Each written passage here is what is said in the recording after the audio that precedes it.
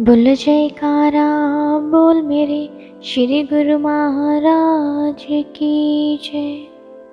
श्री अमर ज्योति दर्शन। उत्तर प्रदेश यात्रा। परम हितैषी परोपकारी श्री सद्गुरुदेव जी महाराज ने श्री आनंदपुर में वैसाखी का पर्व बड़ी धूमधाम से मनाया। उसके पश्चात आपकी अचानक मौज उठी कि उत्तर प्रदेश के कुछ एक स्थानों पर बने आश्रमों पर जाकर वहां रहने वाले गुरुमुख प्रेमियों को श्री दर्शन एवं सत्संग की अनमोल निधि से लाभान्वित किया जाए। इस हेतु अप्रैल सन 1994 में सर्वप्रथम आपने हरिद्वार जाने का कार्यक्रम बनाया। हरिद्वार। महाप्रभु जी के आगमन का शुभ समाचार पाकर हरिद्वार में रहने वाले गुरुमुख प्रेमी खुशियों के महासागर में हिलोरे लेने लगे। सब गुरुमुख श्री प्रभु जी के शुभ स्वागत हेतु तैयारियों में जुट गए।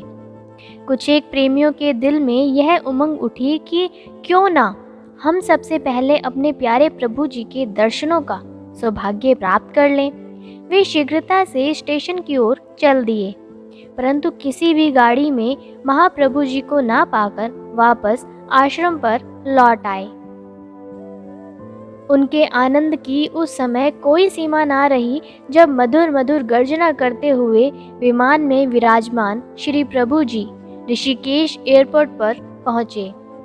उस समय का अद्भुत दृश्य ऐसा जान पड़ता था मानो त्रेता युग के भगवान श्री रामचंद्र जी पुष्पक विमान में बैठकर हरिद्वार की भूमि को पावन करने हेतु पधारे हों।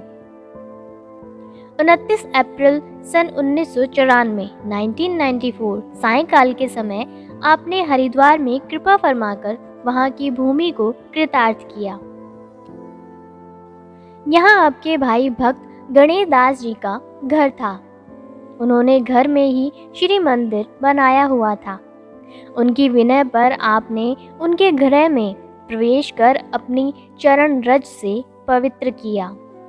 भक्त जी एवं समस्त परिवार महाप्रभु जी की अपार कृपा को पाकर धन्य हो गया।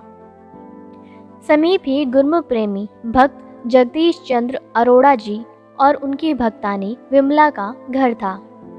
उन दोनों की हार्दिक भावना थी कि इस घर में श्री परमहंस महान विभूतियों को विराजमान कर इसे श्री परमहंस अद्वैत मंदिर का रूप दे दिया जाए। अभी निर्माण कार्य पूर्ण भी नहीं हुआ था कि 4 मास के अंतराल में भक्त और भक्तानी दोनों ही परलोक गमन कर गए।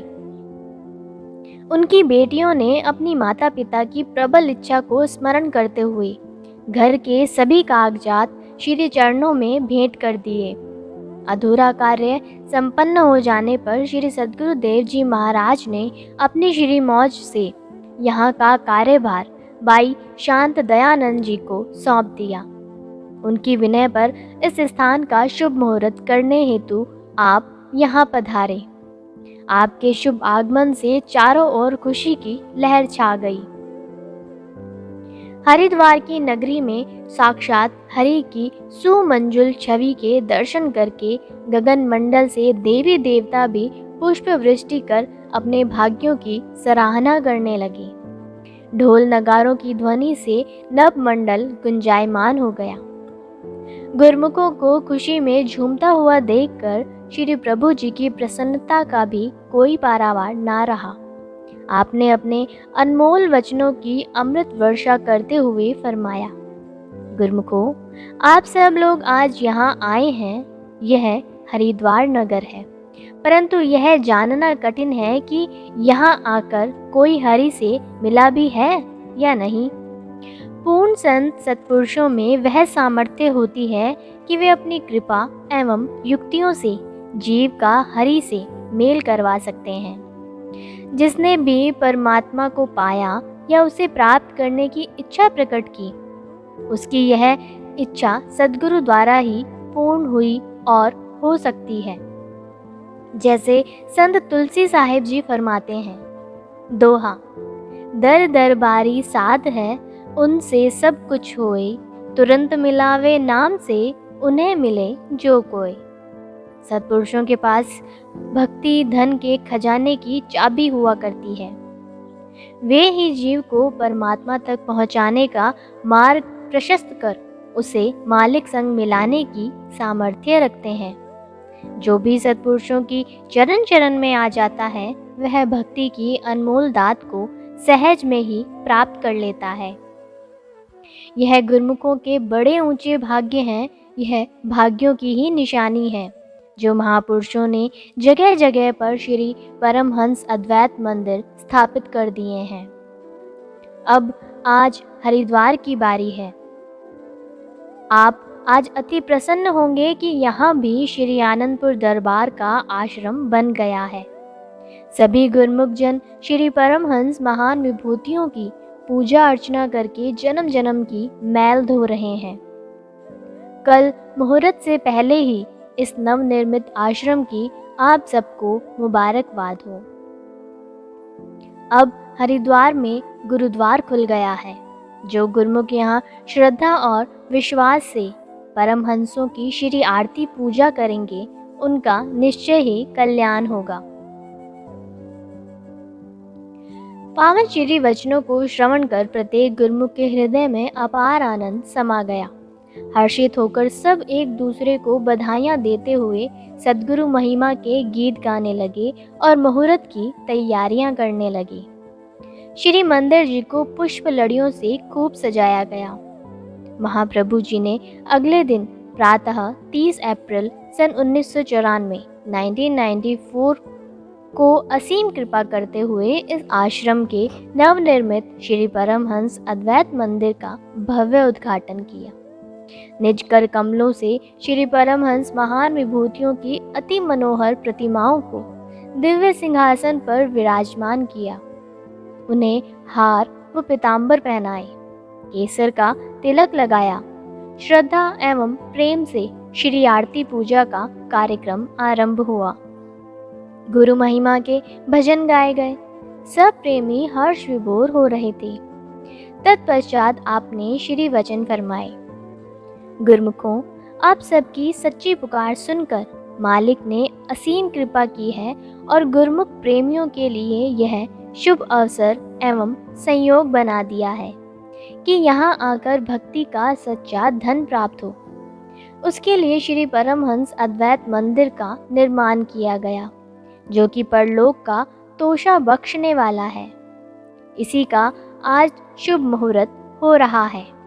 इस शुभ मुहूर्त की आप सब गुरुमुखों को लाखों लाख बधाई हो। ऐसा शुभ अवसर बड़े भाग्य वालों को नसीब होता है, जो कि आपको मिल रहा है। दुनिया के पदार्थ, शान शौकत, धन, परिवार, मान सम्मान, संपदा तो सबको मिल सकती है, लेकिन संतों का संग किसी विरले विरले को ही प्राप्त होता है। यह हरिद्वार के निवासियों के लिए खुशी और आनंद का समागम है। उनको चाहिए कि वे अपने इस अवसर को पूरा लाभ उठाएं। उनका यह कर्तव्य बन जाता है कि वे अपने कल्याण के लिए यहाँ आकर अपनी आत्मा का सुधार करें, ताकि उन्हें आत्मिक आनंद मिल सके। यह कब हो सकता है? जब वे भक्ति के मार्ग पर चलेंगे। यहाँ भक्ति और परमार्थ का केंद्र बन गया है। इससे बढ़कर दुनिया में और कोई वस्तु नहीं है। विचार करो कि नाम और भक्ति की कमाई करके जिसको अपने मालिक मिल जाएं, तो इससे बढ़कर और क्या खुशी हो सकती है।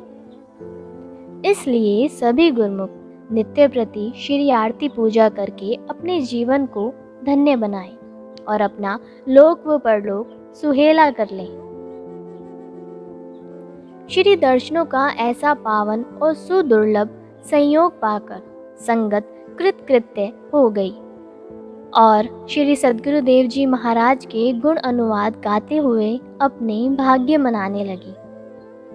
इसी समय कुछ साधुजन श्री दर्शन हेतु आए। आपने उन्हें पूछा, आप कहाँ रहते हो? उन्होंने विनय की, प्रभु हरिद्वार में ही एक आश्रम में रहते हैं। आपने पूछा, हरि का द्वार देखा है? साधुओं ने विनय की, हरि का द्वार तो नहीं देखा, पर आज ऐसा अनुभव हो रहा है जैसे साक्षात हरि का दर्शन कर रहे हैं। जीवन का संपूर्ण पुण्य का फल प्राप्त कर जीवन धन्य हो गया। श्री वचन हुए, पूर्ण संतों का दर्शन ही हरि का दर्शन है। कहा भी है दोहा, अलख पुरुष की आरसी साधु ही की देह, लखा जो चाहे अलख को इन्हीं में लख लेह। अगले दिन प्रातः महाप्रभु जी महानदी गंगा के पावन तट पर पहुंचे। सेवकों की विनय पर आपने गंगा में चरण स्पर्श किए। गंगा भी साक्षात हरि का स्पर्श पाकर धन्य हो गई और अपने भाग्यों की सराहना करने लगी। सेवकों ने चरणोदक पान कर श्री आज्ञा से गंगा में स्नान किया। हरिद्वार को पावन श्री चरण रज से कृतार्थ कर आपने सेवकों व संत समाज सहित देहरादून की ओर प्रस्थान किया। देहरादून के मार्ग में चलते चलते एक घना वन आया। श्री प्रभु जी ने कार रुकवाई और सेवकों से फल की टोकरी मंगवाई। उसी समय ना जाने कहां से वानर समूह वहां आकर एकत्रित हो गया, मानो उन्हें भी अपने इष्ट देव के आगमन की पूर्व सूचना का आभास हो गया था। घट घट की जाननहारे श्री सद्गुरुदेव जी महाराज ने निज कर कमलों से सबको प्रसाद दिया। वे वानर भी प्रसाद ग्रहण कर किलकारियां मारते, उछलते कूदते एवं नाचते हुए अपनी प्रसन्नता को प्रकट करने लगे। पूर्ण पार ब्रह्म महापुरुषों का हर युग में अपनी रूहों से आत्मिक संबंध हुआ करता है। उसी संबंध व नाते को निभाने हेतु वे सारी लीला रचाते हैं। वानरों को श्री दर्शन से कृतार्थ कर आप देहरादून आश्रम में पधारे तो वहां ढोल नगारे और खुशियों की शहनाइयां गूंज उठी। महाप्रभु जी ने प्रत्येक सत्संग आश्रम पर कृपा बरसाते हुए प्रेमियों को श्री दर्शन एवं पावन वचनों की अमोलक दात से निहाल कर दिया। श्री वचन हुए, देहरादून में रहते हो, इसका मतलब समझते हो? देहरादून अर्थात मानव जन्म की देह से दुगना लाभ उठाओ। तो क्या यह भी जानते हो कि यह देह किस लिए मिली है और इस देह से कौन सा काम करना है? यह नश्वर काया तुझे अपनी आत्मा को परमात्मा से मिलाने के लिए मिली है। तू देह नहीं है बल्कि आत्मा है। अपनी आत्मा को परमात्मा से मिलाना ही तेरा असली काम है। इस मानुष देही को पाकर जो सत्पुरुषों द्वारा दिए गए नाम की कमाई करता है, वह ही अपने जीवन को खुशियों से सराबोर कर मालिक की प्रसन्नता को प्राप्त करता है, मालिक की प्रसन्नता का पात्र बन जाता है। सत्पुरुषों की संगति में आकर यदि नाम में चित लगाओगे तो लोक परलोक सुहेला कर मालिक की दरगाह में उज्जवल मुख होकर जाओगे। देहरादून वाले प्रेमियों पर अपनी असीम कृपा और अपना असीम प्यार लुटाते हुए थोड़ी देर के लिए छुटमलपुर कृपा फरमाकर वहां की संगत को कृतार्थ किया। यहाँ से श्री कार रुड़की की ओर रवाना हो गई। रुड़की की संगत ने सड़क पर आकर बहुत ही विनम्र भाव से प्रार्थना की कि प्रभु, रुड़की तो श्री दर्शनों के बिना रुड़ रही है, अर्थात डूब रही है। कृपा करके इसे भी अपने पावन श्री दर्शनों का अवलंबन प्रदान कीजिए। महाप्रभु जी ने उनकी प्रार्थना को स्वीकार कर फरमाया कि रुड़की पर अवश्य कृपा होगी। यह रुड़ने से तभी बच सकती है जब गुरुमुख निरंतर गुरु दरबार के नियमों की पालना करते रहेंगे। गुरुमुखों ने प्रेम से जय घोष किया और श्रीकार के आगे नाचने व झूमने लगे। माखन से भी कोमल चित वाले श्री प्रभु जी ने रुड़की को अपनी पावन चरण रज से निहाल कर दिया। रुड़की वालों का भाग्य सितारा चमका दिया। श्री आनंदपुर के सम्राट को अपने समीप पाकर उनके घर आंगन सभी ओर बाहर ही बाहर छा गई। अपनी असीम करुणा बरसाते हुए आपने जन जन को उसमें मज्जन करवाकर सच्ची खुशियों से सराबोर कर दिया। सहारनपुर। देहरादून से रुड़की को कृतार्थ करते हुए महाप्रभु जी ने आगे प्रस्थान किया।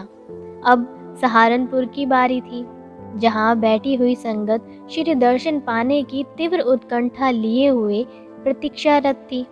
श्री प्रभु जी के शुभ आगमन का समाचार पाकर सहारनपुर में प्रत्येक आश्रम पर संगतों का सैलाब उमड़ पड़ा।